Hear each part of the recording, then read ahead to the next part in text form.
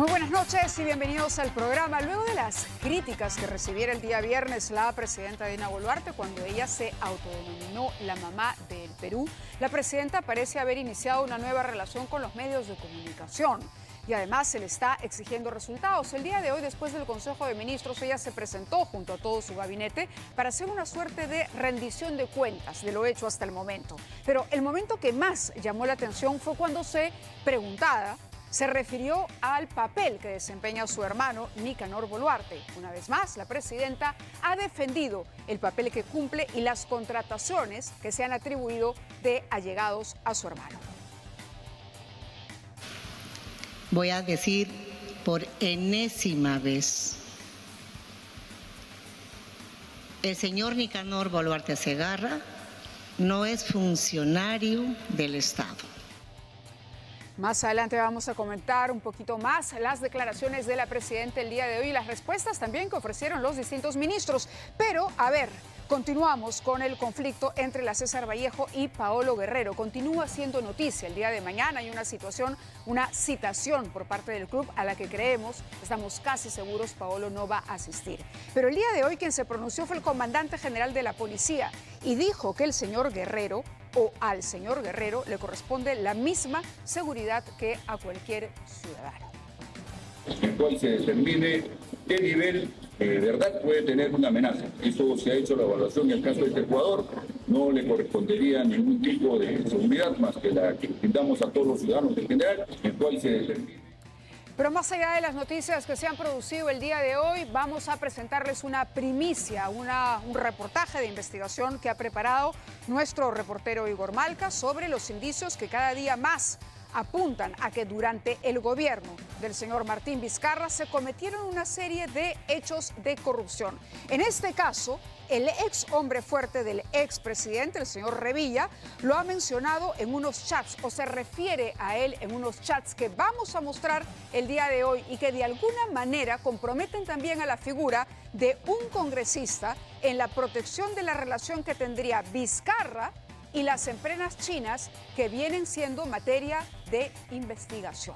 Vamos a tener eso, pero también otro reportaje exclusivo, en este caso de Edgar Aguilar, que ha podido penetrar en el corazón de este barrio Nocheto, en Santa Anita, que este fin de semana fue escenario de un espectáculo vergonzoso, de un enfrentamiento entre barristas que mandó al hospital a 4 personas, 2 menores y 2 adultos. Edgar pudo conversar con los propios barristas de Alianza Lima o pseudo barristas, ustedes verán, pero penetró en todo caso en el corazón de lo que se ha convertido en una tierra casi liberada de la que se han apropiado estas bandas violentas o estas barras violentas. Vamos a la pausa, pero regresamos con esto y mucho más en el programa de esta noche.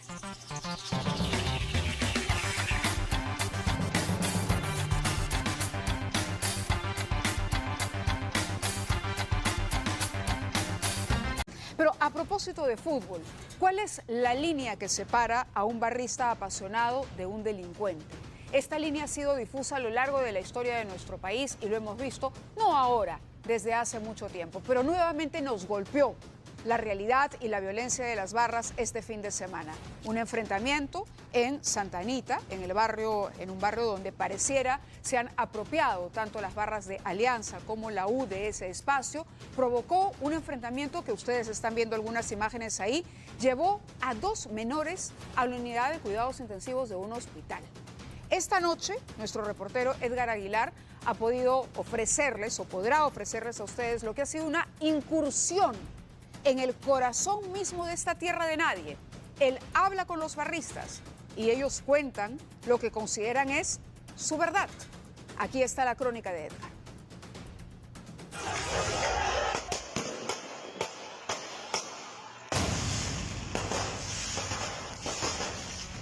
Acá están las gotas de sangre, ¿no?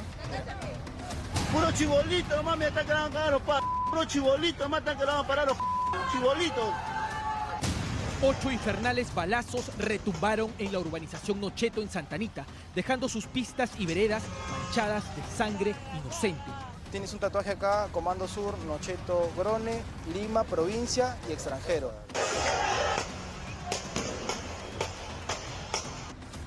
En este barrio donde se nace aliancista, donde se presume en las fachadas y en el pecho al cuadro victoriano. La cosa está picante. ¿Dónde están los padres? Cuando ese niño está en ese momento ahí, ¿dónde están? Si se sabe que este es un poco picante, ¿qué hace un niño en la calle? Mientras la policía anuncia la captura de los barristas que habrían participado en el ataque y a quienes les encontraron una Glock de 9 milímetros junto con una banderola de universitario. Positivo, ¿ya? Ya. ¡Oh, el fierro! Ya. ¡Fierro! Ya sabe quién es. En las calles de Nocheto ya comienza a sonar el nombre del responsable de disparar a quemarropa y dejar en cuidados intensivos a 2 niños de 11 y 12 años. ¿Tú conoces al que le disparaba al niño? Te están sindicando como líder de esta banda. ¿Qué tienes que decir? ¿Tú no conoces al que le disparaba al niño? ¿Qué voy a ver? ¿Qué te voy a decir? Averigua bien, muy bien.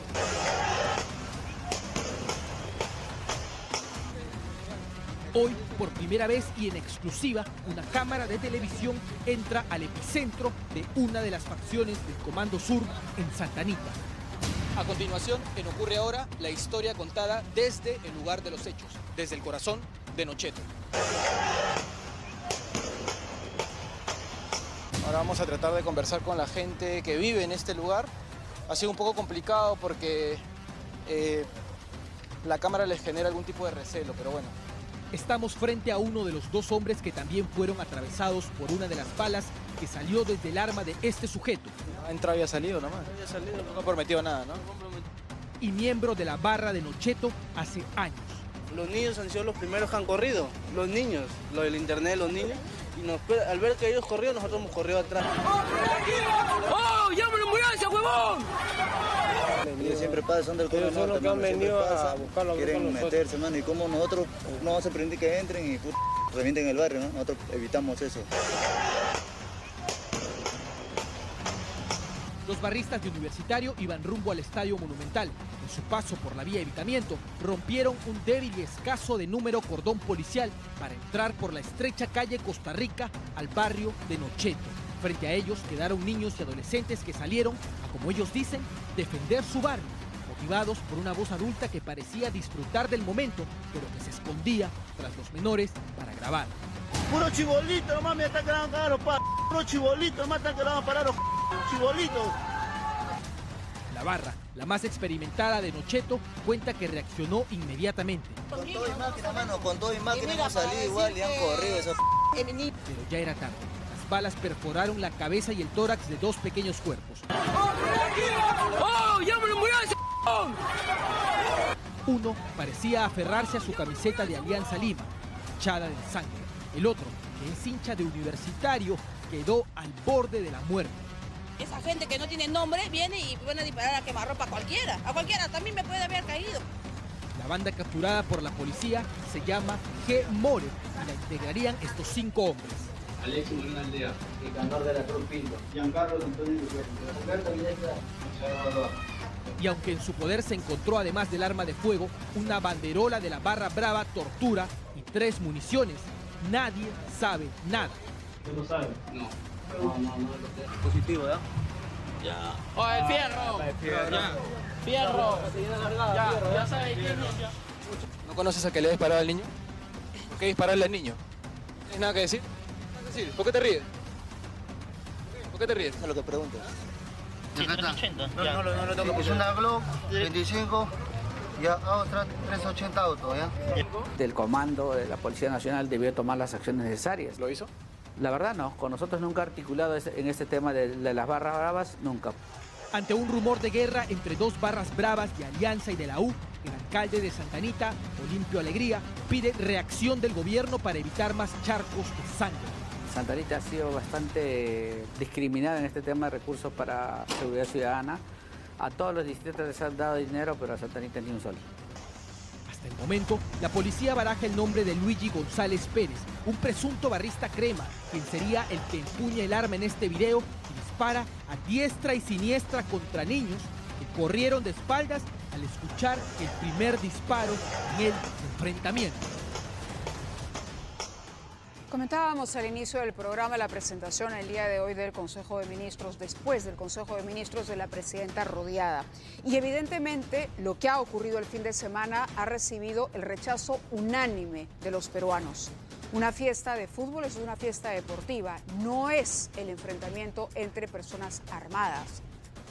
Nocheto no es una tierra de nadie donde se vaya a disputar a balazos el resultado de un equipo sobre el otro. Para eso está la cancha deportiva.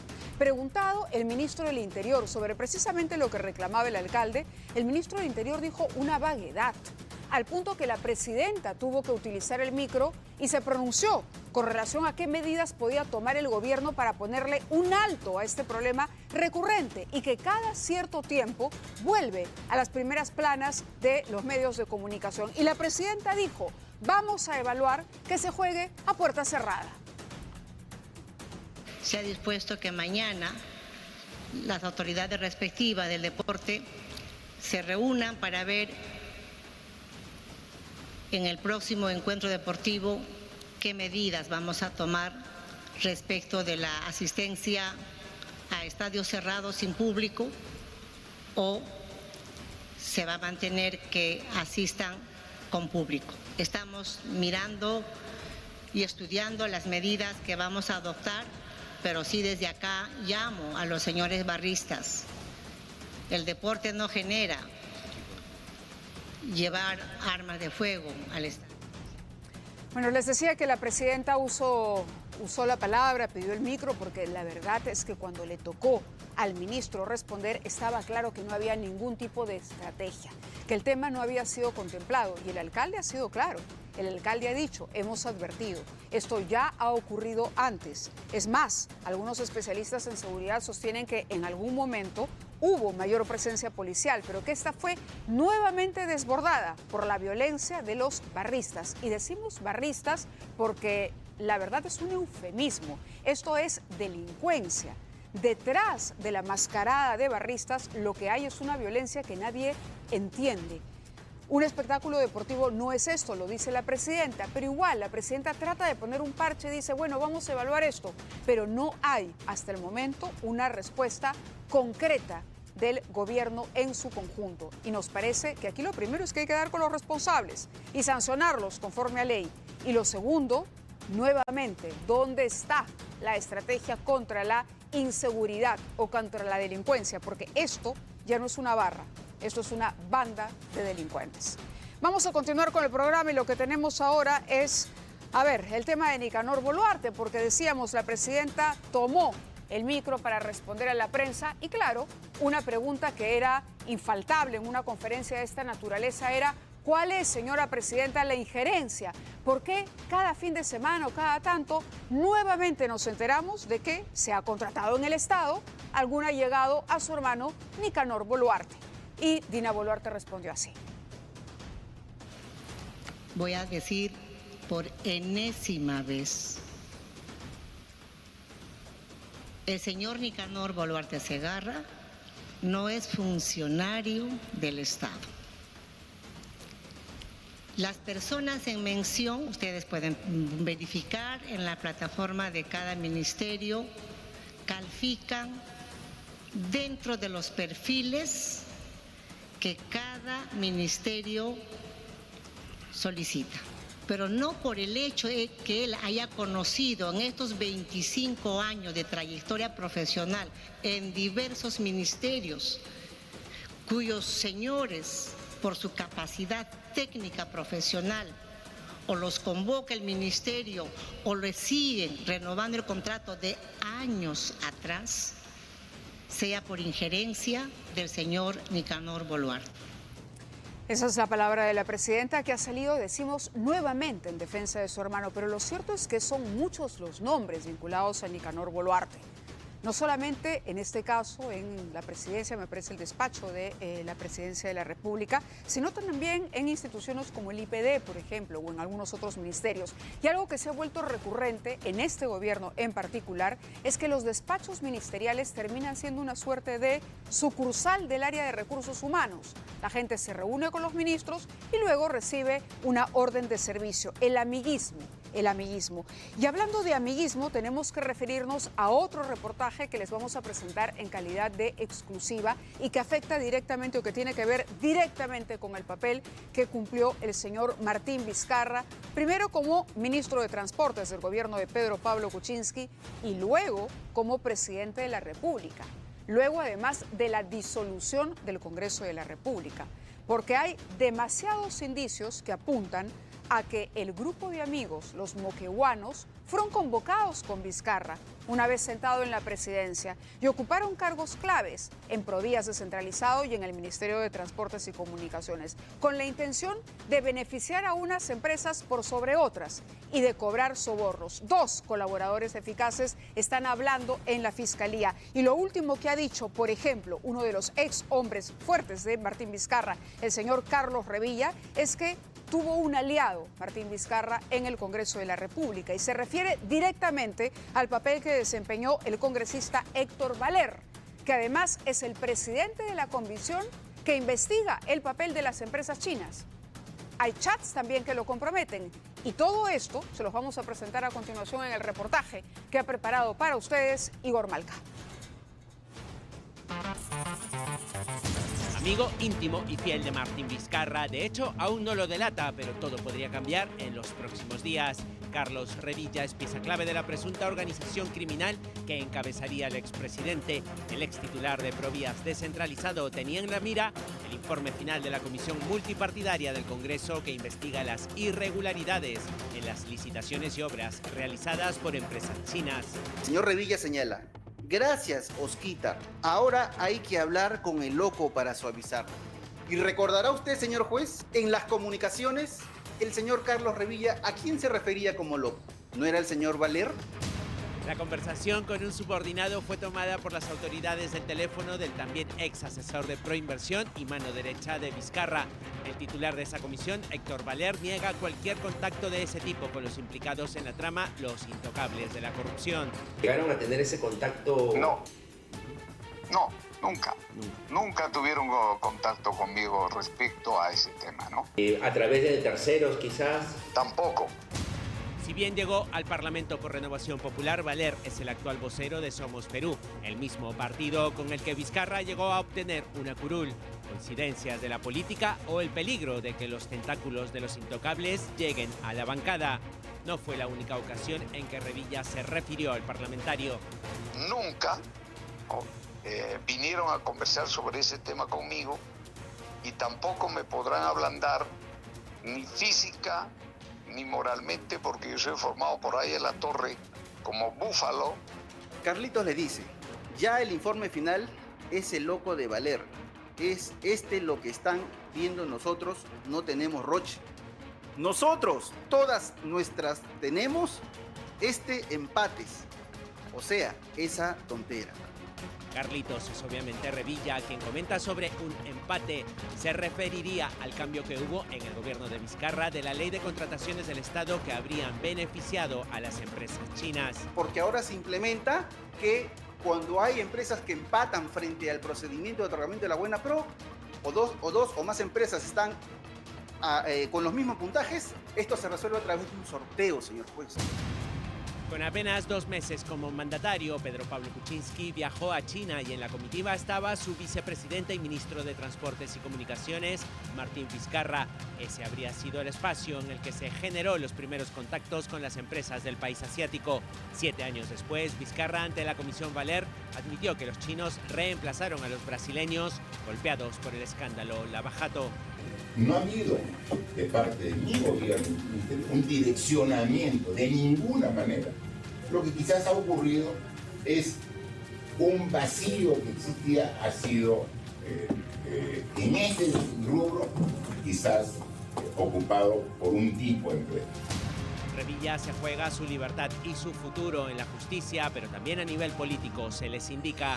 Preliminarmente, la Comisión Parlamentaria ha detectado la existencia de 3 organizaciones criminales. Una estaría liderada por Revilla. A Martín Vizcarra se le colocaría como autor mediato en una de ellas.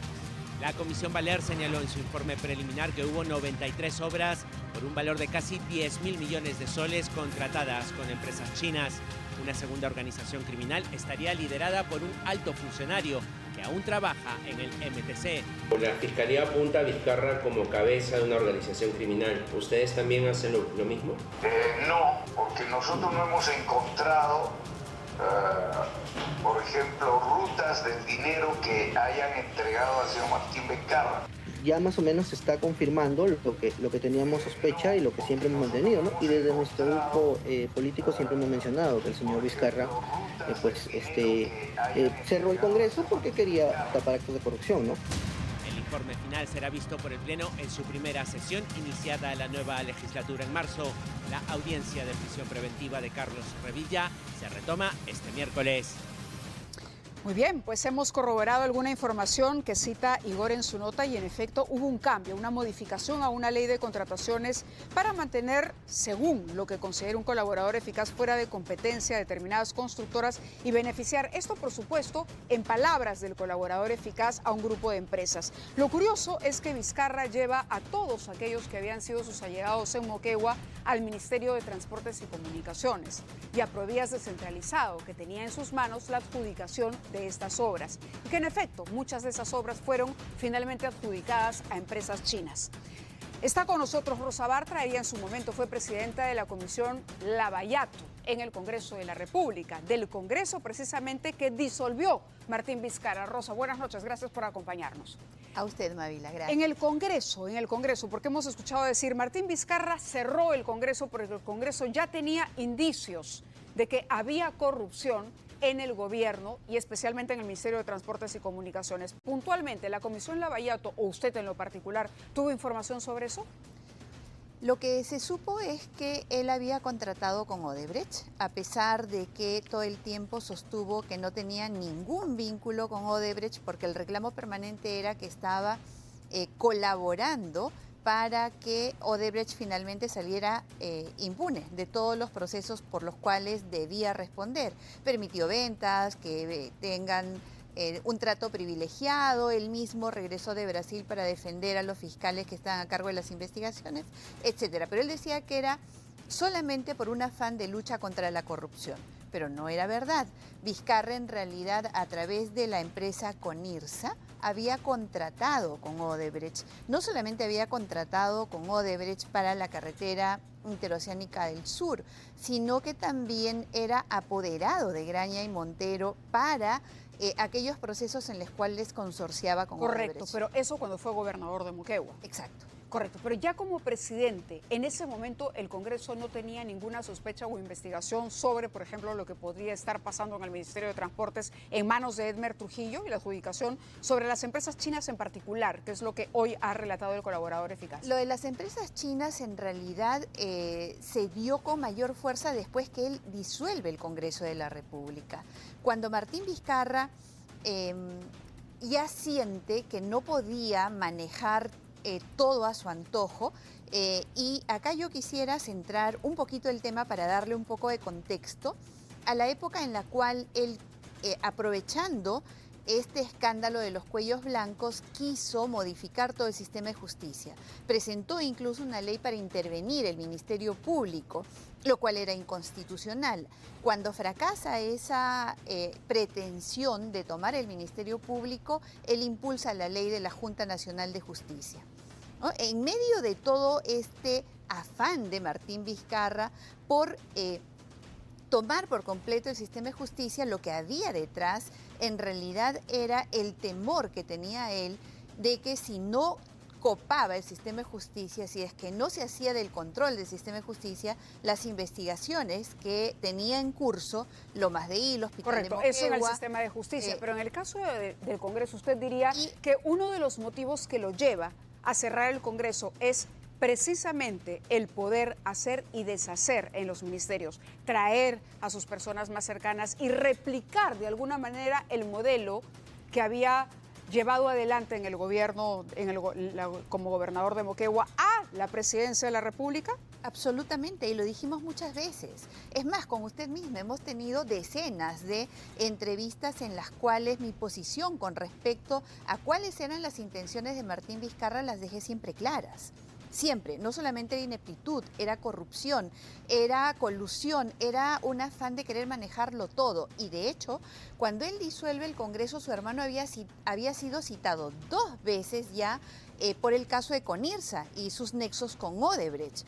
El día que el hermano es citado por segunda vez, es que es disuelto el Congreso de la República. Claro, intuyo que si ustedes seguían jalando el hilo, cualquier congresista que hubiera seguido jalando el hilo hubiera llegado a encontrar que aquellos funcionarios que lo apoyaban en Moquegua se encontraban ahora con él en el Ministerio de Transportes o en fin, una conexión por ahí. De hecho, claro, ¿no? Él estuvo con Edmer Trujillo desde el comienzo. Desde el comienzo. Edmer Trujillo fue parte del gabinete desde el comienzo. Ahora, Jaime Villanueva, ex asesor de Patricia Benavides, está haciendo una serie de declaraciones y de imputaciones. Entre otras cosas, ha hecho menciones precisamente a quienes podrían ser los nexos de Martín Vizcarra en el Ministerio Público, en el Ministerio de Transportes y Comunicaciones y en el propio Congreso. Vamos a ver qué pasa con el Ministerio Público. Según Villanueva, Pablo Sánchez, en su momento fiscal de la Nación, habría archivado el caso Chinchero, donde él estaba siendo investigado para que pueda asumir la presidencia sin problemas luego de que renunciara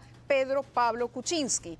Otro contacto o otro nexo en el Ministerio Público, siempre desde la perspectiva de Villanueva, habría sido la doctora Zoraida Ábalos, quien como titular del Ministerio Público le pidió a Rafael Vela, coordinador del equipo Lavallato, que trate de no hacer nada con Vizcarra. Eso es en el Ministerio Público. Vayamos ahora con el Ministerio de Transportes y Comunicaciones. Edmer Trujillo Mori, exministro de Transportes en el gobierno de Vizcarra, fue colocado con él como titular del ministerio para, aparentemente, amañar licitaciones en este sector según una investigación fiscal. Carlos Extremaduro, ex viceministro de Transportes, habría sido designado en ese puesto por Vizcarra para promover lobbies ilícitos en el caso Intocables de la Corrupción, de acuerdo a las investigaciones fiscales. Revilla Loaiza, ex director ejecutivo de Provías Descentralizado, ha dicho es considerado uno de los cerebros de la organización y concentrador de las coimas, además del CIDES Villafuerte, quien hemos visto devolviendo dinero en una mesa al equipo que lo intervino durante el último allanamiento. Usted diría, entonces, ¿por qué no está el señor comprometido? ¿Por qué no está detenido? ¿Por qué no se ha pedido una prisión preventiva contra Martín Vizcarra? Y me quedo todavía con la gráfica, con los vínculos en el Congreso, que lo comentaremos si nos da el tiempo. Mávila, Martín Vizcarra ha sido vicepresidente, luego presidente de la República, con el fiscal de la Nación, Pablo Sánchez, con la fiscal Zoraida Ábalos, con el fiscal Pedro Chávarri, con Patricia Benavides y luego así ha continuado su investigación siendo ya fiscal Patricia Benavides y ahora el fiscal Villena. ¿Okay? Tenemos 1, 2, 3, 4, 5, 6 fiscales de la Nación que debieron haber investigado a Martín Vizcarra. De estos, Pablo Sánchez definitivamente no hizo nada. Ahora Jaime Villanueva ha declarado como testigo. Ojo. Jaime Villanueva tiene que corroborar todo lo que haya dicho. Ojo con eso, hay que tomar con pinzas lo dicho por Villanueva. Pero la pregunta es, ¿por qué el señor Vizcarra hoy por hoy no enfrenta una situación más gravosa? Sí, en este punto yo quisiera hacer una precisión. Por favor. Porque Jaime Villanueva, por este tema en el que han creado fiscalías especializadas y se ha roto el fiscal natural, el juez natural, para el caso de estas investigaciones se creó el equipo de fiscales contra la corrupción en el poder, el equipo Lavallato, el equipo de Cuellos Blancos, etc. Entonces Jaime Villanueva en el equipo especial, en el EFICOP, está como imputado y presuntamente como colaborador. Y en la Fiscalía Suprema él está como testigo. Como testigo, él no tiene deber de corroboración. Quien tiene el deber de corroboración es la Fiscalía, porque él está declarando de lo que conoció, vio, escuchó directamente o a través de terceros o a través de documentos. No tiene deber de corroboración. Pablo Sánchez se ha pronunciado a propósito de las declaraciones de Villanueva y ha dicho que él se reserva, digamos, la decisión o evaluar, tomar acciones legales contra él. Claro, el fiscal Villena es quien tiene el deber de corroborar y de efectuar más actos de investigación. El fiscal de la Nación en este momento. ¿Por qué? Porque Martín Vizcarra era presidente y le corresponde al fiscal de la Nación profundizar esa investigación. Ahora Mávila, para cerrar la pregunta que usted me hizo, Pablo Sánchez no investigó a Martín Vizcarra. Zoraida Ábalos reservó la investigación y obviamente por el artículo 117 de la Constitución, y recién lo denuncia constitucionalmente solo por el caso de Richard Swing, que ya fue abordado en el Congreso y ya se aprobó la investigación. Patricia Benavides, ¿qué hizo en contra de Martín Vizcarra? Y ahora el fiscal Villena, ¿qué está haciendo si ya tiene 2 semanas, más de 2 semanas, casi 3 semanas, con el informe del EFICOP? ¿Por qué? Ahí respondo la pregunta suya con otra pregunta. Sí. ¿Por qué es que no hay un pedido de prisión preventiva? ¿Por qué es que no se ha enviado ya una denuncia constitucional al Congreso de la República? En otros casos, y pongo como ejemplo el tema de Pedro Castillo, fueron absolutamente céleres. Ni siquiera respetaron el 117 de la Constitución, que tanto lo usan ahora. Nos está ganando el tiempo, pero ojo también, en ese momento usted era parte de la bancada de Fuerza Popular y también es cierto que en su momento esta animadversión del fujimorismo contra Pedro Pablo Kuczynski llevó en algún momento a hablar de una suerte de confabulación o coordinación para que Vizcarra asumiera la presidencia. Pero al margen de ello... Pero Mávila, permítame, tuve el honor de formar parte de una bancada del Congreso que sí hizo su trabajo, el trabajo de fiscalizar, el trabajo de investigar, caiga quien caiga, que se enfrentó al poder, a todos los poderes y que destapó toda la corrupción de Lavallato. Le aseguro que si no hubiese sido una bancada tan sólida y tan firme, tampoco se conocerían los temas de Vizcarra ahora, ni todo lo que ya se ha conocido. De acuerdo, le agradezco su presencia con nosotros. Ha sido Rosa Bartra, es presidenta de la comisión que investigó el caso de Lavallato en el Congreso de la República. Vamos ahora con un caso que lamentablemente se repite día a día. Sonia Ventura es el nombre de una mujer que fue atacada con 50 machetazos, así como lo escuchan, 50 machetazos por su expareja, Teófilo Sandoval. Esto ocurrió y ella perdió 5 dedos. Pide que el agresor sea juzgado por el delito de feminicidio, pero aparentemente el Poder Judicial ha rechazado la prisión preventiva por intento de feminicidio porque al ser capturado lo encontraron con un arma y fue procesado por tenencia ilegal. Y la tenencia ilegal, como sabemos, está sancionado con menor rigor que el propio feminicidio. Esta es la lucha de una víctima más de esta violencia contra la mujer que no cesa en nuestro país.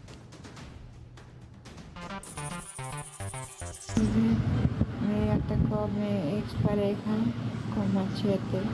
De ahí para adelante no me acuerdo nada más. Fue torturada, mutilada y atacada con más de 50 machetazos por su expareja y padre de sus hijos. Pero por increíble que parezca, su agresor solo recibió 5 años de cárcel por otro delito menor. ¿Asesinado a la señora? ¿Tú has sido? Una innumerable hilera de puntos recorre todo su rostro como reflejo del demencial ataque que sufrió a manos del hombre que alguna vez juró amarla. Sonia Ventura Huerta ha perdido 3 dedos en la mano izquierda y el dedo índice de la derecha. Además, tiene tantos cortes en la cabeza, el cuello, la espalda y ambos brazos que los médicos no creyeron que sobreviviría. Contra todo pronóstico, esta madre de 38 años despertó luego de 2 semanas en coma, pero ya no era la misma de antes. Lo ha torturado, le ha cortado todas las espaldas, las piernas así, no tiene dedos. Recientemente, la víctima había decidido poner fin a su relación de 25 años con el padre de sus 2 hijos, pero este sujeto no entendió que no es no. Ella ya se había separado ya. Buen tiempo, dice, estaba separada, pero el hombre quería regresar con ella, pero ella ya no quería saber nada. Portando un arma de fuego y un enorme machete, Teófilo Sandoval buscó a su expareja en su casa en un caserío en el distrito de Aucayacu, en Ucayali, en noviembre del año pasado. Ayuda. Estas crudas imágenes irreproducibles corresponden al momento en que los vecinos encuentran a Sonia Ventura abandonada en un pastizal cerca a su vivienda, en medio de un charco de sangre. Mis cabezas están a la mitad, veo. Mira su cara, está a la mitad, probo, mira. Le dio un golpe acá. Le ha cortado acá en la espalda, toda espalda completa, tiene 6 cortes, termina acá en la columna casi. Un acto inhumano y cruel que Teófilo Sandoval Delgado trató de justificar ante la policía tras ser detenido días después en Ucayali. ¿Asesinado a la señora? Violeta Machista. ¿Tú estás poseído? ¿Por qué motivo? Mira, ella no ha hecho infiel allá, ¿no? Yo pido como madre que le dan cadena perpetua, señorita. Pese a la confesión del agresor y a la víctima debatiéndose entre la vida y la muerte en la unidad de cuidados intensivos del Hospital Cayetano Heredia, el Poder Judicial rechazó el pedido de prisión preventiva contra Teófilo Sandoval Delgado por el delito de tentativa de feminicidio el 20 de noviembre del año pasado.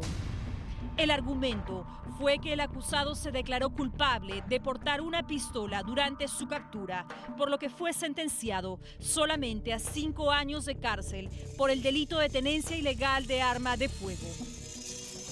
Hace unos días, la Corte Superior de Justicia de Ucayali anuló esta resolución y ordenó que se realice una nueva audiencia de prisión preventiva contra Teófilo Sandoval Delgado por el delito de tentativa de feminicidio, ya que detectó una serie de errores que llevaron a rechazar la prisión preventiva contra Teófilo Sandoval. ¿Cuál es el peligro de no darse esta prisión preventiva? Consideramos que sí hay riesgos.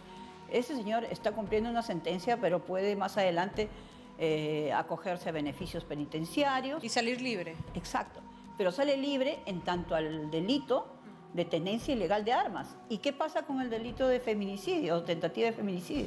Queda en nada. Para la abogada de la ONG Flora Tristán, Edita Iquipa, Teófilo Sandoval podría recibir la máxima pena debido a que el caso reuniría los agravantes del delito de tentativa de feminicidio. Por los agravantes son 30 años, ¿no? Y cuando son 2 o más agravantes, ahí ya va la cadena perpetua. Mientras la justicia avanza a paso de tortuga, esta madre clama por ayuda para ser operada del codo. No solo ha quedado mutilada y desfigurada, también teme perder la movilidad de sus brazos. Simplemente por un tema de tipificación que no puede ser benévola con el agresor en este caso. Los agresores, sobre todo que aquí están las evidencias palpables de lo que ha hecho este sujeto con la vida de esta mujer a la que le ha destrozado la vida, tiene que cumplir y tiene que pagar como se merece. Y todos los agravantes deberán ser tomados en cuenta. No es el primer caso en el que un agresor intenta salirse por la tangente y reconocer un delito porque le conviene más que el otro. Pero ahí está la justicia para determinar la situación tal y cómo ocurrió y cuáles fueron las consecuencias del delito cometido. Tenemos que ir a una pausa, pero vamos a regresar con más información porque, a ver, los carnavales no son solo fiesta. Esta vez tenemos información de en una yunza aplasta a un hombre en Puno. Una yunza aplasta a un hombre en Puno. Pero además en Huaraz una mujer se prendió a lo bonzo. El otro lado de la fiesta del carnaval en nuestro país. Pero además, información exclusiva. ¿Quién sería el sucesor de Pedro Castillo? Un hombre que estaría preparándose para iniciar una huelga como aquella que en el año 2017 dejó sin clases a 1,5 millones de estudiantes en nuestro país. Esto se está cocinando y les contamos todo al volver.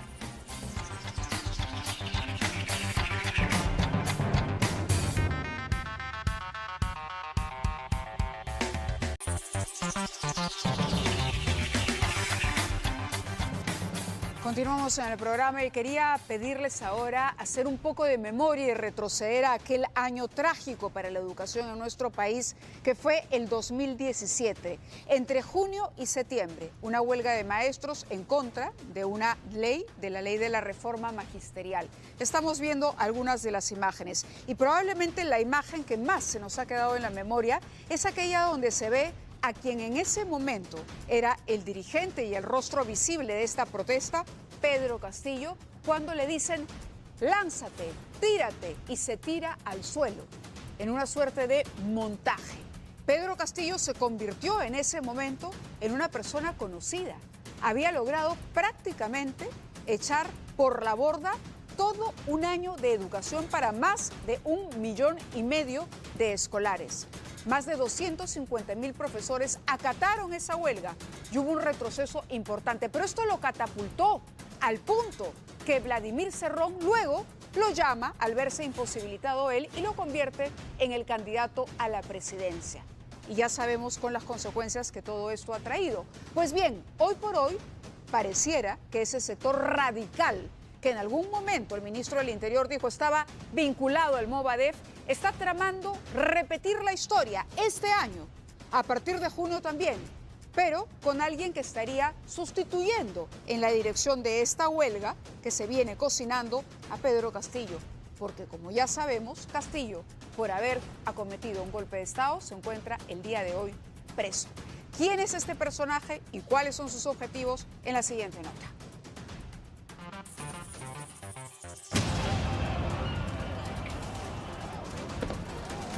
No solo paralizaron la educación de millones de escolares en 2017.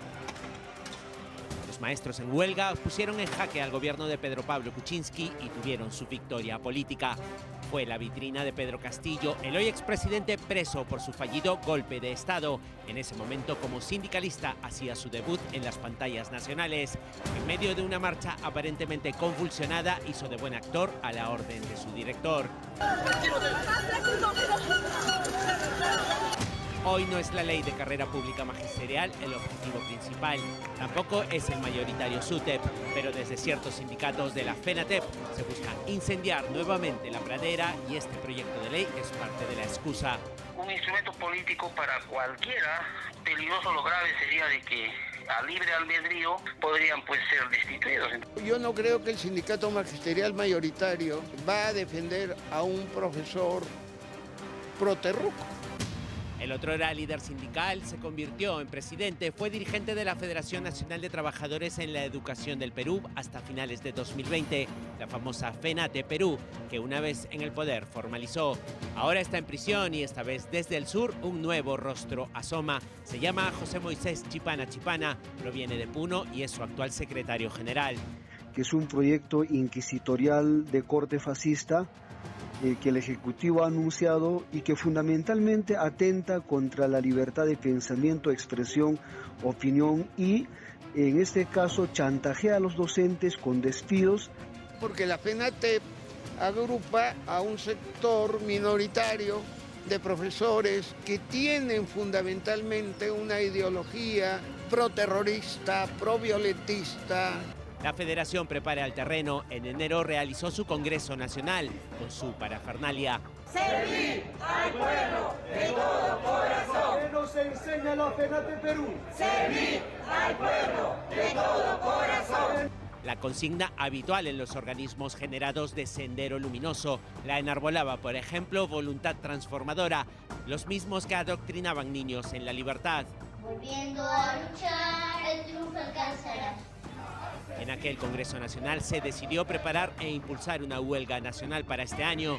En la convocatoria se vio a Iber Maraví, el exministro de Trabajo de Castillo, que tuvo que dimitir a regañadientes, luego que se revelaran testimonios y documentos policiales que lo señalaban como integrante de Sendero Luminoso.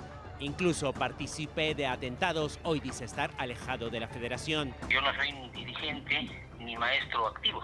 Yo ahorita estoy concentrado en actividades de defensa del presidente Castillo, actividades políticas, actividades de vocería.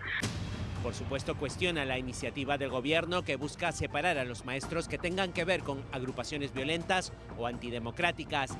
Quienes están en contra la llaman ley mordaza. Un instrumento político para cualquiera, para cualquier persona que vea allí una forma de cómo sacarse a los que expresan sus pensamientos diferentes. El proyecto de ley ya está en manos del Congreso. Se busca cortar el paso a la carrera pública magisterial o, en su caso, destituir a los docentes que de alguna forma pertenezcan a una organización, movimiento o agrupación cuya ideología o actos contravengan el orden constitucional y la democracia. El Ejecutivo ha hecho es hacer un proyecto de ley planteando que estos maestros sean separados provisionalmente y con un debido proceso administrativo. Actualmente son separados del magisterio los maestros con sentencia firme por terrorismo. Hacía falta una normativa para hacer una labor de prevención en otros casos. El proyecto de ley es amplio en el sentido de lo que se puede considerar ideología o acto contrario a la Carta Magna. El Movadef encaja perfectamente. Por ejemplo, se sabe que hay unos 5.000 docentes que han suscrito sus planillones. Hay, sin embargo, en la FENATEP sindicatos incómodos que tienen como prioridad las mejoras laborales de los profesores.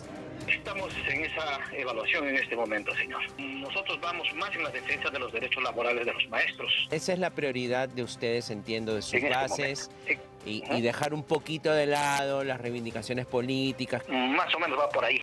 Por si no fuera suficiente, el déficit en infraestructura, millones de escolares de la educación pública ven amenazado por intereses políticos su año lectivo. Los mismos niños y jóvenes que han tenido que superar años de pandemia, con lo que ella ha afectado a su educación y rendimiento. Perú está a la saga en el sector y las pruebas PISA año a año solo lo confirman. Y eso no es juego de niños, es futuro y proyecto país que algunos quieren truncar. Pues bien, con Castillo en prisión, esta es la manera en que se organizan estos grupos radicales. No nos olvidemos que en su momento, quien era ministro del Interior, Carlos Basombrío, fue citado al Congreso. Y Carlos Basombrío desarrolló toda una presentación donde demostraba claramente los vínculos de Castillo y de los organizadores de aquella huelga de 2017 con el Movadef. Atención con ello. Atención con no mirar ni prestar atención realmente a estos movimientos radicales, que detrás del reclamo magisterial realmente tienen otras pretensiones. Lo ha dicho el doctor Idel Wexler en la nota y estamos retrocediendo en el tiempo al 2017 con lo que pasó. Tírate, tírate. Y Castillo ya se perfilaba como un líder, no un profesor necesariamente chotano. Era un líder sindicalista, pero que quería tener poder. En ese momento, recuerdo bien, cometieron el error algunos congresistas de invitarlo, porque como había el enfrentamiento entre el gobierno y la mayoría fujimorista en el Congreso, muchos congresistas incluso lo hicieron pasar y le dieron cabida. Marilu Martins dejó el Ministerio de Educación y finalmente hubo incluso que retroceder en la reforma, en una reforma que era importante para mejorar la calidad educativa, porque lo que no quieren estos sectores es que se evalúe a los profesores, porque desde la educación llevan adelante otro tipo de objetivos o buscan otro tipo de, hazañas o están orientados por objetivos políticos antes que por objetivos estrictamente educativos. Atención a no prestarle ojo hoy, que se está advirtiendo que esto se cocina para junio de este año. Que no se repita la historia, no más un 2017 y un año escolar perdido. Vamos a referirnos ahora a lo que ha ocurrido con los carnavales. Decíamos, por un lado, la fiesta es siempre bienvenida, pero hay dos hechos trágicos que vamos a compartir de inmediato con ustedes. Uno que ha ocurrido en Puno, en una yunza que acabó en tragedia luego de que un árbol, el árbol que se estaba cortando, cayera sobre un hombre y le causara la muerte.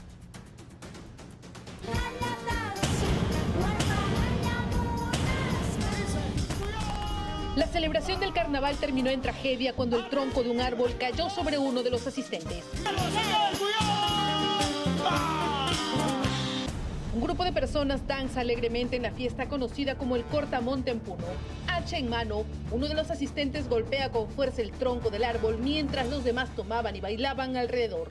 Todo iba con normalidad y era un momento de gran alegría. Jamás imaginaron que para este hombre de saco negro, esta sería su última celebración. Aquí lo vemos dando sus últimos machetazos al tronco.